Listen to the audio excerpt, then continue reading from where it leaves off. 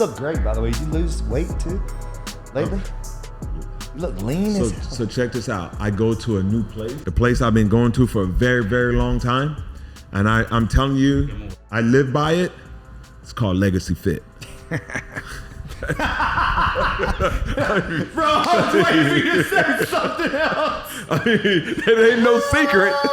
It ain't no secret. First of all, thank you for doing this. It's good to be here. Almost all my guests, I have y'all because you mean something to me. You know, Right. It's like there's been some kind of interaction that has meant a lot to me. And one of the things that I've always recognized with you is that, and it inspires me, is that your attitude. Mm-hmm.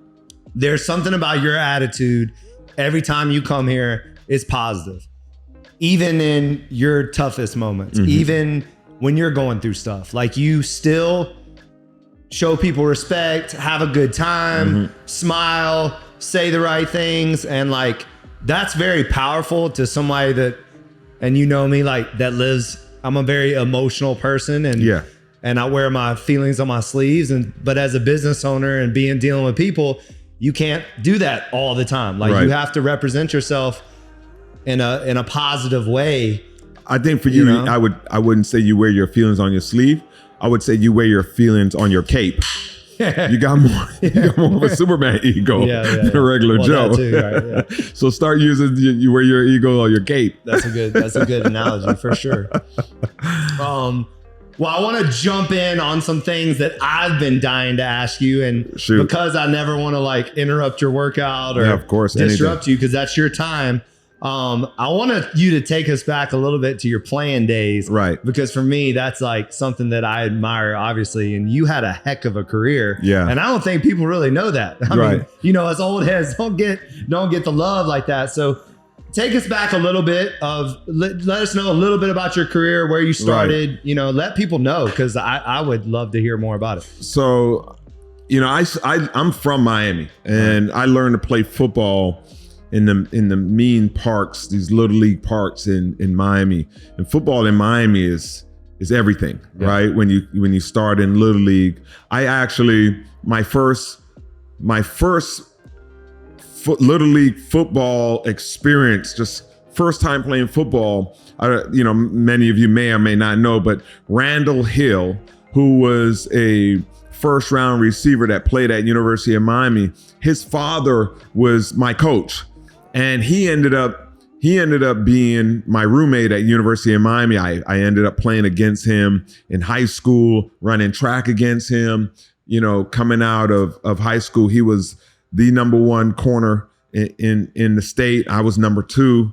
And so we always, you know, but playing little league with him and learning football with him and his dad. Obviously, his dad's the coach, so Randall played every position that there was that touched the ball. Right. I played offensive lineman my first time.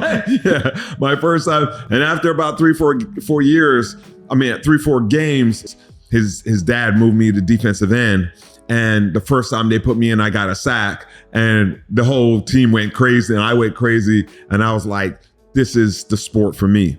But, you know, playing football. What grade was that? So that was roughly 9 years old. I was 9 years old when I first started playing football. And then after that, I went to another park, and that park was called Richmond Perrine Park. And I would say that was where I learned how to truly play football. And that's where I learned the discipline. That's where the coaches would grab you by your face mask and shake you around. I remember those days. And coach would stop practice and say, get the bull in the ring. You turn that hit down. Let's do it again. Let's do it again. Let's do it again. And by then I was playing linebacker. So from linebacker, as time went on, I didn't grow much. They put me at corner, but I still had that linebacker mentality. So, you know, I went in high school and basically lost 4 games in 4 years in high school. And I got the hardest hitter award in high school. What high school did you go to? I went to Southridge High School. All right. And then I went and played in the Florida-Georgia All-Star game. And Emmitt Smith was on the team. A lot of great players were on the team. I got MVP for that game. And then I went to University of Miami and won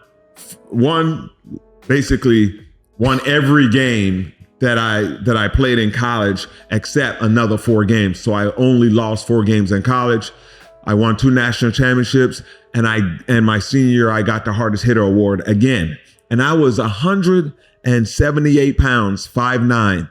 On my team was many, many great players, as you know, back in the 80s, late 80s, early 90s. University of Miami was really a powerhouse of a team.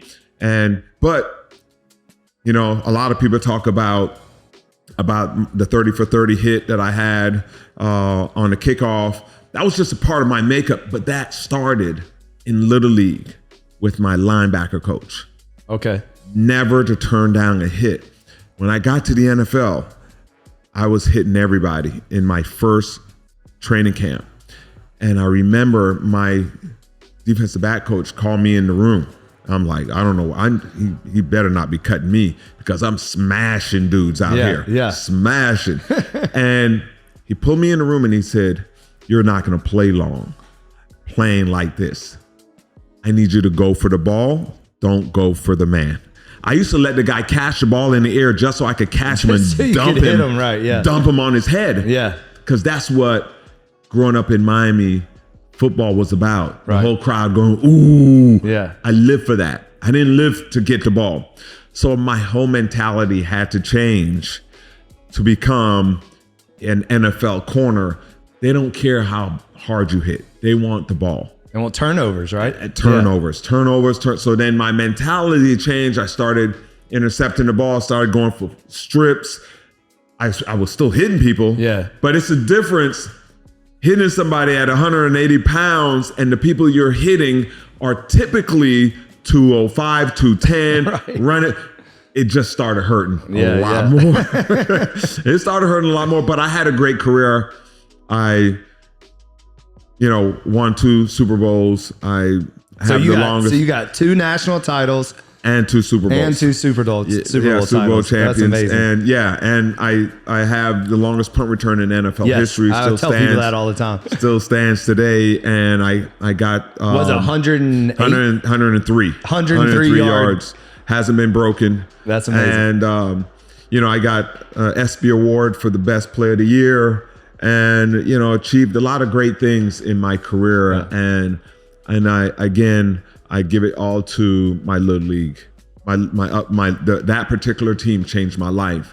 And sometimes that's what it is. Sometimes it's just one person that comes across the journey, and that one person has an impact. Someone always comes across your life. No matter who you are, no matter what industry you're in, someone comes across your life that will change your life. It's just up to you to decide whether you're going to take that in or not take it in. Do you think that kind of like is why you walk and talk the way you do? Because I feel like that's how you live your life. Like it's very obvious that you're trying to leave an impression on people. Exactly. And to me, that's what it sounds like. It's a direct relationship to how you were influenced by that one person. Right.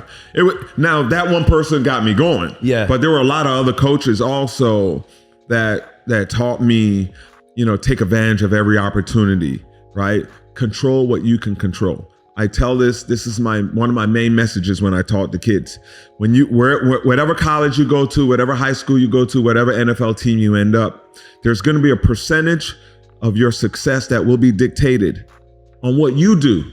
It's not going to be about who you're going up against, their skill versus, it's just the easy decisions that you make that won't take any physical effort. It's just a mental thing. Mm-hmm. Waking up in the morning, being to meetings on time, going to practice, making sure you're not late for practice, knowing your playbook. A lot of guys in the NFL that the public doesn't see this, but a lot of guys in the NFL get cut before the first game, and you wonder, man, they didn't even give him a chance to play in the game. Well, he probably didn't know his playbook. How do you play Little League, high school, college, get to your ultimate goal, and then you show up late for a meeting? This is the ultimate that before you even got drafted or ended up on that team, you would have said, man, I'll do anything to play in the NFL. But the one day they ask you to be at the facility at 7 a.m., you come walking in at 7:30, and then they cut you and you go home and you have to sit there in front of your mom, your friends, and say, I got cut because I came late. Why did you come late? It's got to be a few things. You didn't wake up, but why didn't you wake up? Maybe the night before you were drinking, smoking, hanging out. So I just made sure I took care of everything that I was supposed to take care of. Your skill against my skill, that's the difference. You may just be faster. You may be stronger. You may be quicker. But I'm going to beat you because I'm going to know the playbook. I'm going to take care of the little things.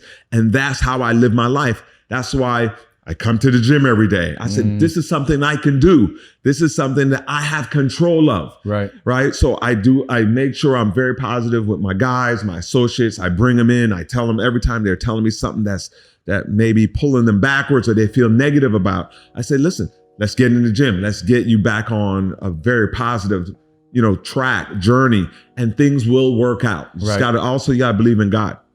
I was just talking to my wife about this. Like, we literally become the decisions that we make daily. That's who we become. Yes. And everyone has a choice to make. Yes. And to your point, like, whether it's your job or school or sports team or whatever it is, being on time, staying late, doing the things that are required, these are all choices.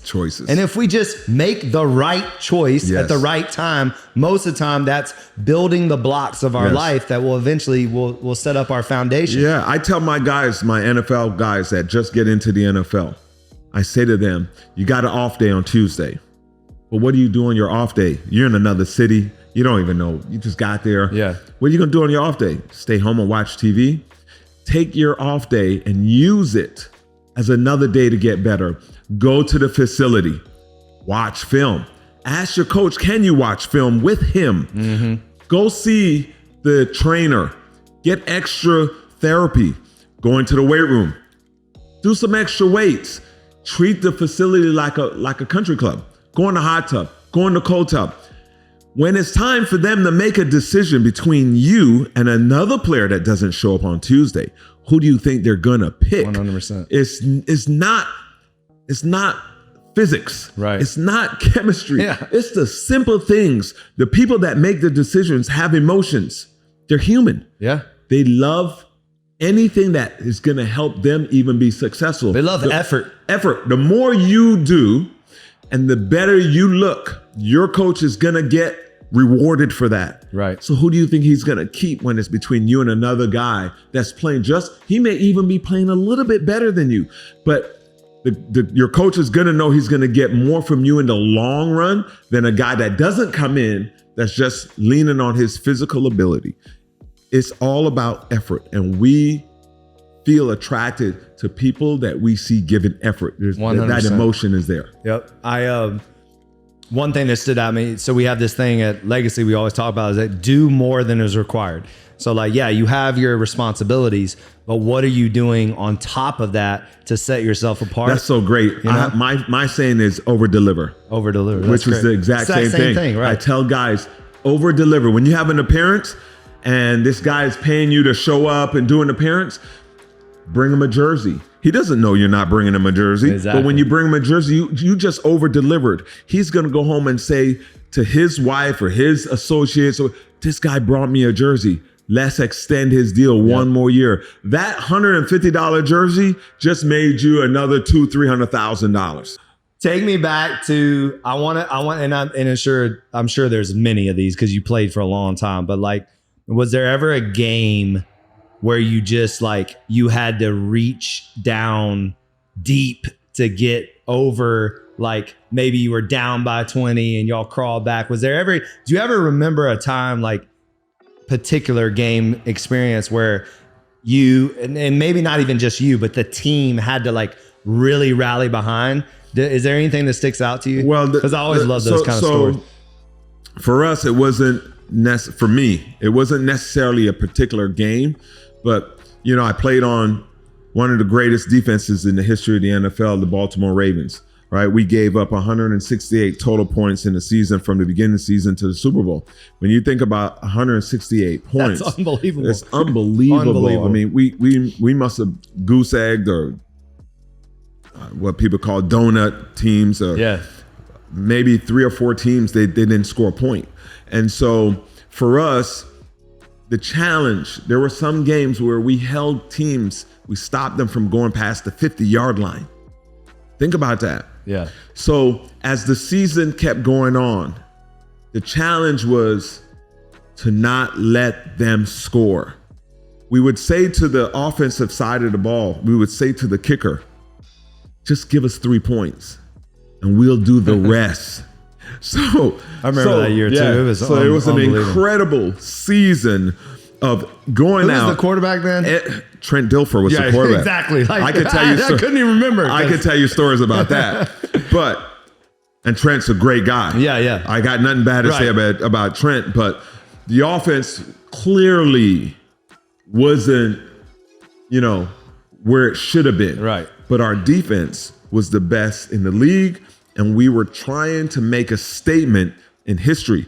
And as we were going every game, we started to realize that we're not only a great defense, but if we do this, we'll become marked in the history books. Yeah.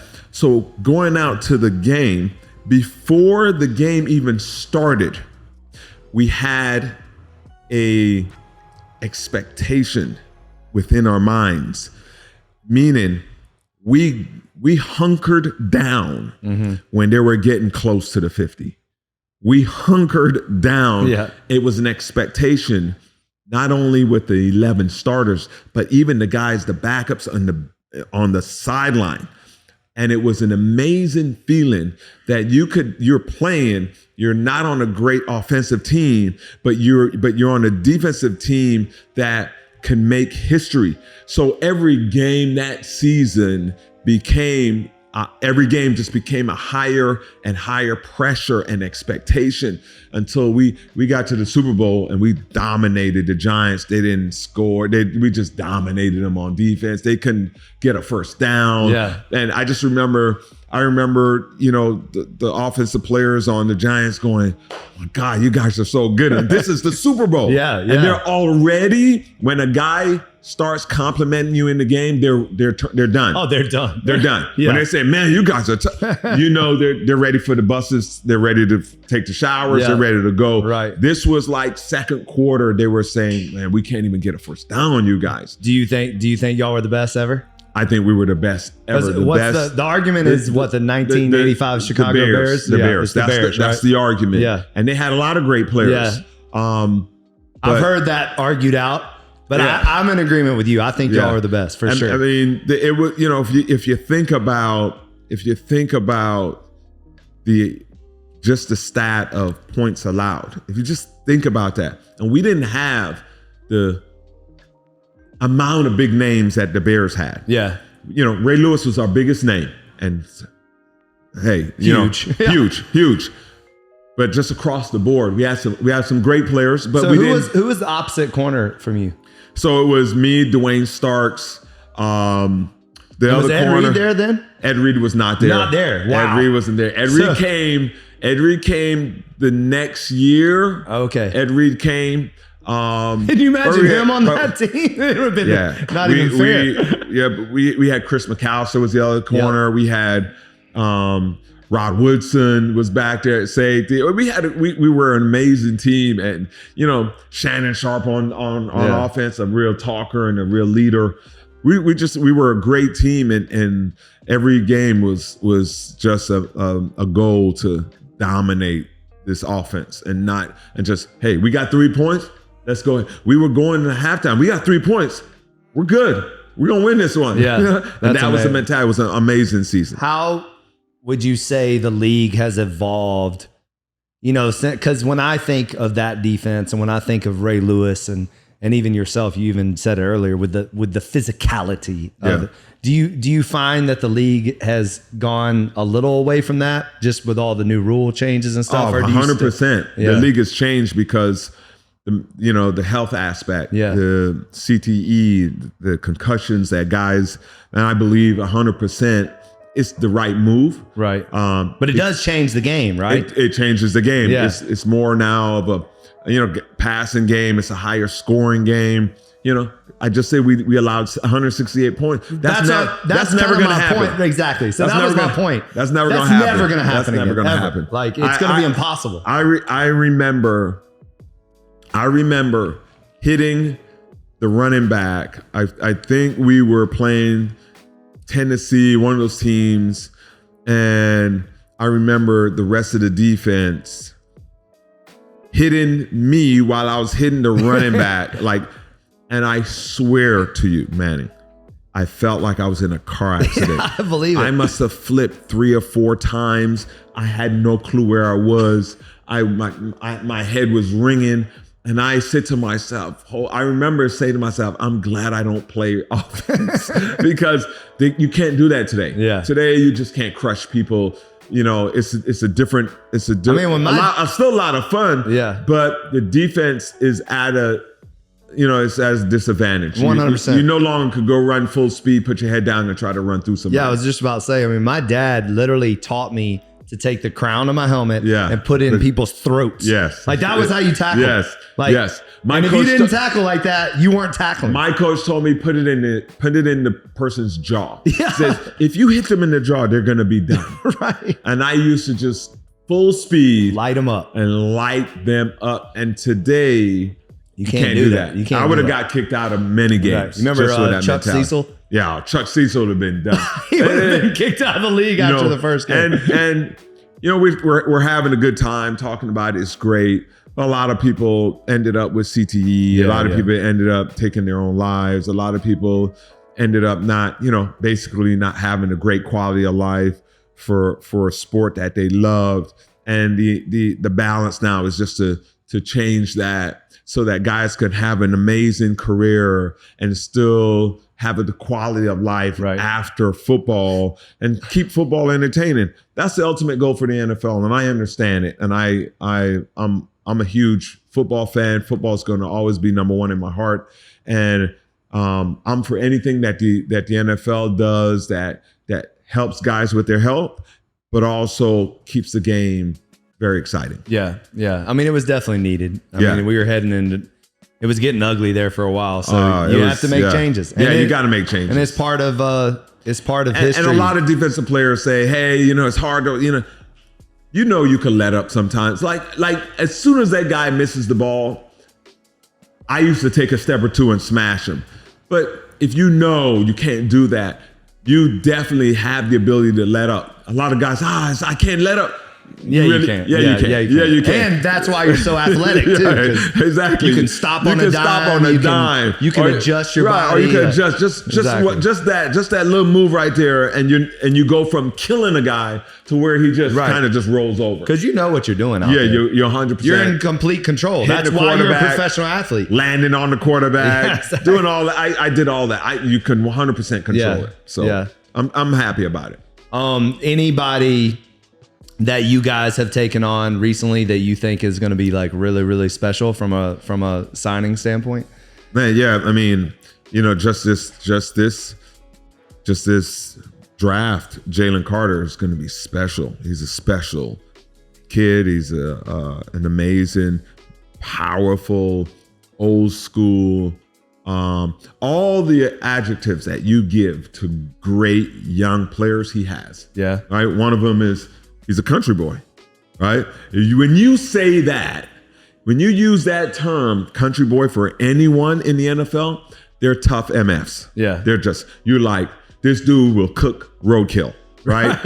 Like, this is how tough he is. Yeah. He's a tough guy that is just cock strong. Where's he from? He's from Florida. He's from somewhere upstate Florida. Okay, it's just eluding my mind right now. The name of his hometown, same hometown as Warren Sapp, and just a tough guy that is quick, fast, loves football, and I think he's going to be a guy that at the next level is going to dominate early. right? He's going to dominate very early. He's going to play And early. who did he get picked up by? The Eagles. The Eagles. Oh, wow. Yeah, and they already had. I was about to say, they're a great already loaded. Super Bowl team, great defense. And the Eagles picked up maybe 8 guys from the Georgia championship team. I mean, I don't know how the rest of the NFL allowed that. We're talking about the number 1 defense in college, and the Eagles picked up most of their guys. And then also traded with the Lions to get Swift, the running back that was at Georgia the year before. I'm like, is there a connection there, or is it just coincidence? Listen, I think if you are a general manager and you are evaluating players, and you look at a particular team in college and you can say to yourself, this is the best defense in college. Individually, they may not all be the best at their position, but when they play together, they play well. Right. And I think that's what the Eagles decided to do, which is unusual because the NFL typically rates guys, the best players, and they pick different puzzle pieces from different parts of the country and try to make them fit. Right. I think the Eagles this year decided we're not going to try to make puzzle pieces fit. We're going to just try to get the guys from the number 1 defense. They already fit. They're already like working together. Yeah. And let's see what they can do. It's an interesting strategy. It's a great strategy. It sounds amazing. It's like, why didn't you do that before? Right. So I know there's some people say, I've heard this, and again, it might be hearsay, but I've heard like a lot of guys stay away from Alabama players because of how much they go through it, like during their careers. Is there truth to that? Or so Nick Saban is known for how tough practices are. Oh, okay. He's one of those coaches that the word, I've never been to a practice, but the word is he's an extremely tough coach. He doesn't care if you're a star or not. You're going to practice. You're going to do things the way you're supposed to do things. Yeah. And that's it. He yells at the players and he yells at the coaches. One of the main reasons he didn't have the success in the NFL is because he brought that college old school coaching to the NFL, and when you got guys making millions of dollars, it just grown ass men with families, just didn't translate. That's not going to work. It just didn't translate. Yeah. And so he went back to college, and it works for college. He works those guys. They're always a great team in terms of, cardio and being ready for the game. And you're not going to see an Alabama player be out of shape or anything like that. But he does go hard on his guys. And so a lot of the Alabama guys, there's this notion that they're not going to have an extremely long career. Right. Yeah, because they work so hard in college. Yeah, I've heard that before. Yeah. So you can't. I don't have anything bad to say about Nick Saban. I can't even like complain about anything he does, because when you win as much as he's winning, whatever formula he's doing, whatever little juice he's getting out of that orange, he's getting it. And I think when you look at a guy like Nick, and you can always like critique, say the how he does something, right? But we can all agree on why he does things is for the right reason. So like his attention to detail, his consistency, like all the things that make you great, he does. Right. Like that one documentary with him and Bill. Yeah, they're great friends. It was great. Like it was just great to see to me, what I got out of that. And Belichick is the same. Yeah. Belichick's a hard-nosed guy. Practice. You got to practice. He doesn't care who you are. You better know the playbook. Right. And we're going to practice, and we're going to practice hard. And you're going to, go in the weight room and work your butt off in the weight room. And, it's kind of like Gronkowski, Gronkowski, that was one of y'all's main guys. Yeah, right? Gronk was one of our main guys, and Gronk was a hard worker. But even to break Gronk in terms of like the workout was just too much. He's and Gronk is a hard-nosed player. Yeah. But to come off the field on Sunday where you are trying to run through linebackers, trying to run through safeties, blocking defensive ends, and you're going full speed and the ball's being thrown to you, and then to go back after the game and go back to the facility the next couple of days and you're working in the weight room, doing all the stuff in the weight room, and you're not getting any rest. That was kind of one of his, one thing that rubbed Gronk was, man, it just wore my body. It wore his body down. Did you ever meet Brother Oliver, Coach Oliver from Alabama? No. So he was one of my coaches. Okay. And he was actually phenomenal from a player standpoint because he didn't believe in hitting during practice at all. Wow. So we were like, the year that he was our head coach, we did shells like almost every practice. Oh, wow. Like shorts and shells. You guys are lucky. And we loved it. Yeah. And then he would always be like, if you don't know how to tackle, then you shouldn't play football. Yeah. Like, that's what he would say. So, at University of Miami, Jimmy Johnson, I believe I went through some of the hardest coaches in college and in the NFL. Yeah. Like Jimmy Johnson was one of the hard, like we grinded so hard. I remember just spring ball, like sleeping in the locker room. Ooh. Like sleeping in the locker room because you were too tired to walk across campus to grab something to eat and come back. Summer practice, summertime, get fall practice for the season, just grinding, like sleeping, sometimes not even getting out of your pants. And then for me, I got drafted to the Rams and John Robinson was the coach. And that was we were the last team, not the last team and the last year, but the last team because that year, the old CBA was still in, so you could practice as much as you wanted. Oh my God. So, but every other team was doing 2-a-days. We were the only team doing 3-a-days. When I say 3-a-days, your practice ended at 8 p.m. at night, and we used to shower. Sometimes we didn't shower. Sometimes we would walk to the dorm, go and pass out basically. Pass out with our practice pants on. Ooh. And what time did you have to be back the next day? Next morning, I'd be back at 7 a.m. 7 a.m. for meetings. Right. But that was the first time in my life that I saw guys give up on their dream to play in the NFL. By 3, 4 a.m. in the morning, they would sneak to their cars and they would leave. No way. Just dip. They just couldn't handle the work. They couldn't handle the grind. Did y'all do and John Robinson would be like, where's so-and-so? Where's so-and-so?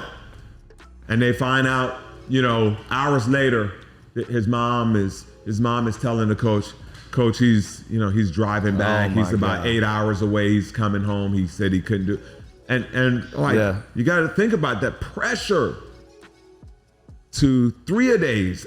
But for me, I think what saved me was, and that year we went 1-15, by the way, because the team was done. But too tired to play. Right.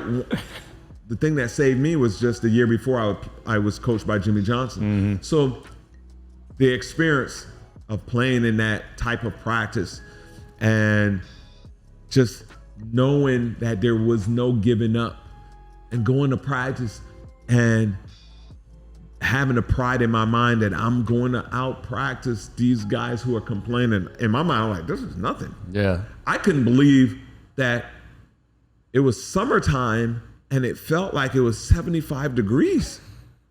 I was because you're used to Miami heat. I was used to the Miami heat, so I was like, this is nothing. 3 days. Yeah, this is nothing. I mean, my body was tired. Yeah. But I knew it could have been a lot worse. So for a lot of guys that came from different colleges that didn't have that championship mentality, they were the ones that. Did y'all do winter workouts in Miami? Winter workout. Remember, at Auburn we had winter workouts, and winter workouts were like you had to show up in the Coliseum at 5 a.m. and if you were late, like if it was 5:01 a.m., then you ran stadiums the rest of the day. The rest of the day. Oh, that's tough. And but I got something for you. We had something. We did something like that where you got in trouble if you were 5 minutes early. Jimmy Johnson wanted you there 15 minutes early. Okay, that's that Deion Sanders running in and you still beat the clock, but Jimmy Johnson was in there. You were in trouble. Yeah. He said you got to beat me in here. And we used to have something called a sick field. Like if you are injured, majority of colleges I know, you'd be in the training room, right? He made you, no matter what your injury was, you had to be working while the team is practicing. If you had a bad arm, you were riding the bike and running with your sling. Right. If you had a bad leg, you were doing the hand bike. And you wished you weren't. Right. You wished you were at practice. Yeah. Jimmy would say, there's a difference between being hurt and being injured. I need to figure out which one of you guys are hurt and which one you're injured, and this is the way I do it. I mean, he was one of the toughest coaches that I have ever. Him and John Robinson were the two toughest coaches I ever had. And when you were at Baltimore, it was Harbaugh? Harbaugh. How was he as a coach? Well, he was a tough coach. He was a tough coach, but he wasn't. It wasn't like. Comparatively speaking, you were like. But my first time. Let me go back. My first time in Baltimore, I was with Billick, Brian Billick. So he was the one that was there during. He was more fun too, right? But Billick was more of a. Billick was more of a offensive coach. Okay. So he did not mess with the defense. He didn't even come over to our side of practice. And y'all's defense coordinator was Marvin Lewis, and who was like Marvin real Lewis hands on. Yeah, he is the man. Yeah. Super hands on, but Billick, genius mind too. Yeah, I could count on my hand how many times I spoke to Billick during the season. Really? Serious. He stayed on offense. His thing was the quarterbacks. He was a quarterback coach. He was the offensive coordinator. He just stayed over there and he let defense do their thing. And by the time half the year, you don't want to mess with the defense. Yeah. By the time half the year came, they're obviously doing something right. I don't need to even go over there. Yeah. And so he didn't even come to the side of the building. Wow, that's crazy. Yeah, it was crazy. They talked about that, the Bears offense and defense, that 1985 team. They said that the offense didn't have anything to do with the defense, like nothing. And that was how it was for us. Yeah. Zero. We didn't even when we sat in our team room, defense sat on one side, offense sat on another side. When we went on a plane, same thing. When we got on two different buses, defense bus, offense bus, we just did not have anything to do with them. Even in the building, the only time at our facility, the only time we really saw offense was during the cafeteria. Really? Other than that, they were on another side of the building. It's funny that you say that though, because like when I was at Auburn, now that you mention it, we were very much similar to that too. It's kind of interesting, right? It's interesting, but they don't do that anymore. Yeah, no. Many teams, you still have defense. Obviously, defense goes to defense, but a little bit more togetherness. It's a little bit more togetherness, and a lot of our guys have friends on the team, and it's the opposite. Maybe it's a DB that has a receiver as a friend. You didn't have much. DBs hung with DBs, receivers. It was super old school. Coaches didn't want. The coaches would cuss at the other coaches on the other side of the field. You know what I mean? Like they didn't even want nothing to do with the offense coach. Didn't want anything to do with defense, and it was competition just among the coaches. Well, I remember in college we used to scrimmage each other, so it was like there was a lot of talking. Even the coaches would be arguing among. It was, and lots of fights. And they don't have. It's not like that anymore. No, it's not like that anymore. It's a lot different. What do you So speaking of different, what is your take on all this how do you say it? NIL stuff. So NIL is name, image, likeness. It's just basically marketing for college players. Okay. You own your name. Manny Sumner. Yeah. You own anything that your image. They take a picture of you, own it. Anything to do with your likeness. If somebody draws a cartoon character of you and tries to use it to promote something, you own that. That's what you own. For many years, the NCAA would make money off of guys' name, image, and likeness. Right. And you can't do that. You can make money off of the jersey. You can make money off of your marks, but you can't take a guy's personal brand and make money from it, and tell him he can't make money from it. Right. So I remember, and I know this probably happened with you. Like, you remember when we were in the video games? Yep. Like, we're in the video game. You can play with yourself, but we're not making any money off of it. Now, everything, guys are in college are making money for their name, their image. You can't go and do a commercial and wear the school colors or wear their jersey, but you can. But if you're a good player, people know you by your name and they know you by your face, and you can go and make money in marketing. Does this help your job, or does it helps us because we get to build a relationship with a college player coming out of high school. Okay. When in the past we weren't even able to talk to them until their junior year. They weren't, guys can't go in the NFL because it was illegal, right? It was illegal. Yeah, there was rules saying you can't. You in the NFL, you cannot leave college and go in the NFL until you're 3 years removed from high school. So we couldn't really talk to you until you were 3 years removed from high school. Right. So that's how it was. But now, since there's NIL, you can't stop an agent from helping a college kid with his NIL. So we opened up a department, an NIL department, and we're able to actually sign. What's the earliest you can sign people now? What's the earliest you can sign someone? You can sign them as soon as they finish their high school last game. So they don't even have to be enrolled in college. Wow.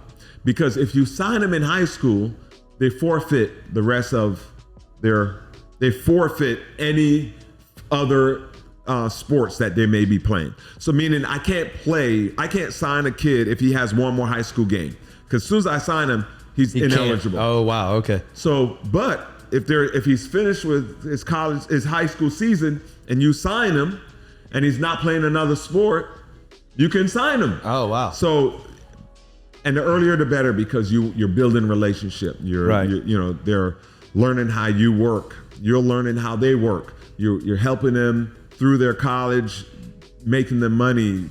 They ask questions about what's going on in the locker room, and relationship with the coach. So we're able to help them micromanage the journey. And in that regard, it's better because by the time it gets to that third year, when they can go into the NFL, they pretty much are close with you. You're friends with them. It's understanding that you're going to represent them. It's not 100%, but it's way better than showing up to meet them for the first time. His junior year, when a few months later, you got every agent knocking on his door, and a few months later, he's going into the NFL draft and he's got to make a decision. It's easier decision for him to make once he has a relationship. And it must help too. Your background and your experience, that guys can really relate to you. Yeah, I relate to a lot of the guys because I played, and I played in the NFL. I was where they want to be. I won Super Bowls. They love to talk about the Super Bowls. They love to talk about the games, and just the money that's in the NFL, how to manage your journey, how to play as long as you can possibly play. As I told you earlier, on Tuesday, I never took a Tuesday off. The 11 years of my career, I went in on Tuesday. I made sure if they're gonna cut me, they're gonna know that I'm gonna feel like I knew I did every possible thing. So all these experiences that I've had, I tell all my guys, and I try to. It helps them stay in the league as long as possible. And how many guys y'all have on your roster? We represent on average 100 players every year. Amazing. And that's just NFL, but we represent probably about 30 NIL guys. Awesome. And how long have you been doing this? I've been doing this 25 years. Wow. So I've been retired from the NFL for 25 years. Literally 2 months after I retired, I started working as an agent. I got no time to relax or take a break. It's just. But it was something that you knew you wanted to do? Was this something that kind of fell into your lap? I knew I wanted to stay in football, right? So when football was coming to an end, I said, I want to do marketing for guys, because I had already started doing marketing for guys while I was playing. Okay.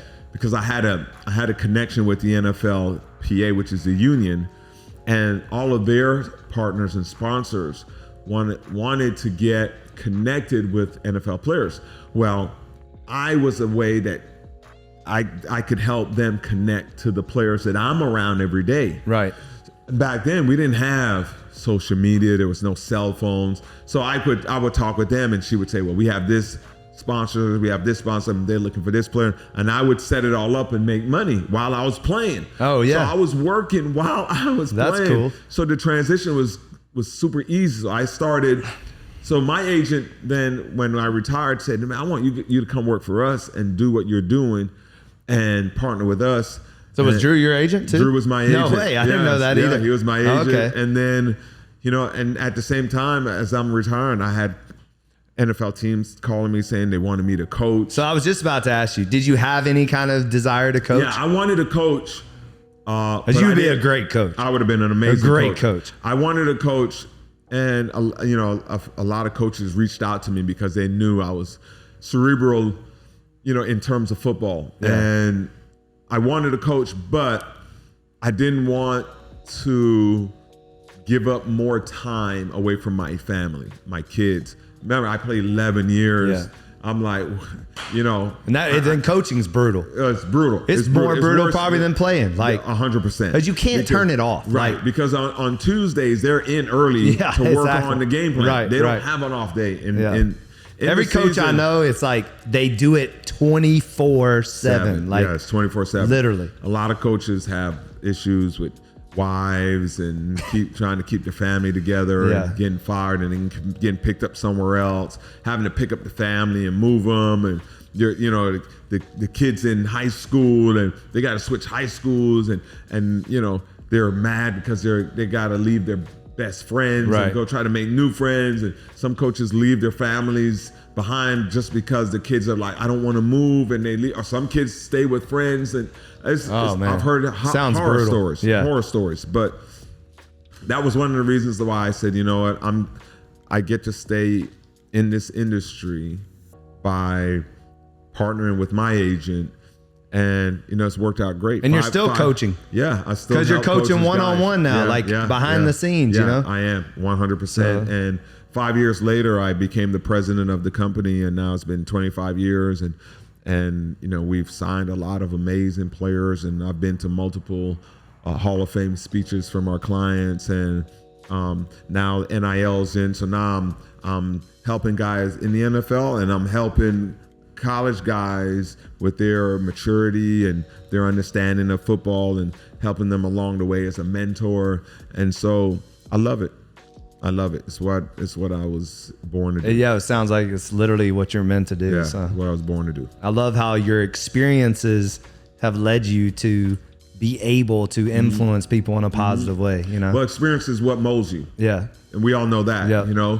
Just like being in the gym. Yeah. I go in the gym, I get underweight, I tension, time under tension, as you said, and then you experience strength, and you experience getting bigger, and you go, whoa, if I keep doing this will happen. Well, if you don't take that concept of experience in your life and use it for something greater for your life, you're missing the boat. You're missing the boat. And that's what it's about. Talk a little bit about, because I know for me, fitness is very much an anchor in my life. Yeah. And I've seen you obviously be really dedicated to that. What has fitness and that commitment to showing up for yourself every day, kind of how has that helped you in your journey? Fitness to me is one of the most important aspects of not only my life, but I think in people. I think fitness dictates the rest of your day. Fitness dictates the decisions you're going to make. Fitness dictates your mental state. Fitness dictates everything. Everything. If you are not being physically, putting some physical demand on your body, then you are not living your life. I truly believe that. There's a mental aspect to the connection of the physical, what you do physically in your body, right? When you lift weights or you run or you stretch or you do anything physical, your mind gives off certain chemicals that makes your body get better. If that's not enough, what fucking else do you want? That the physical nature of what you do every day, your mind reacts to that to make you better. How is there anything else? Right. Right? If you don't move, you die. And that is, that is the It sounds simple, but it's so true. It's so true. And the word move always stands out to me because I think a lot of people sit or wait for motivation, and moving daily is what creates the motivation. Yes. And if we can get more into moving, then you're moving towards something. You're moving towards a better life. You're moving towards change. But if you're waiting on it, it's never going to come. It's not going to happen. It's not going to happen. It's a part of my life. It's a part of my success. I think of every aspect of my life, every timeline of my life, it doesn't matter what age. I don't remember being successful without being physical, without having some physical nature, whether I was running track, whether I was playing baseball, whether I was playing football, at every stage, while I was just going outside, riding bikes, jumping ramps, just doing something, it is a part of a healthy life. And it's a major part of healthy life. Just as you see people working, and you may see people working in rice fields or working in the strawberry farms, and they're some of the most physically fit and mentally happy people. And there's a reason, because there's an objective that, hey, you're gonna work and you want to make money for your family, but there's a correlation with just constantly moving because you're doing something physical and having the success at the end of your life. The two things stood out to me when you said that, especially people working on the field. It's the labor, but it's also the sunlight too. Exactly. There's like getting outside. And getting that real life, you know what I mean? Like there's something to be said about that for longevity. There's a reason why every single living thing needs sunlight. If you think about it, every single living thing needs sunlight. So if that's not enough, then again, you're missing the boat. You're missing the boat. I appreciate it. Thanks for having me.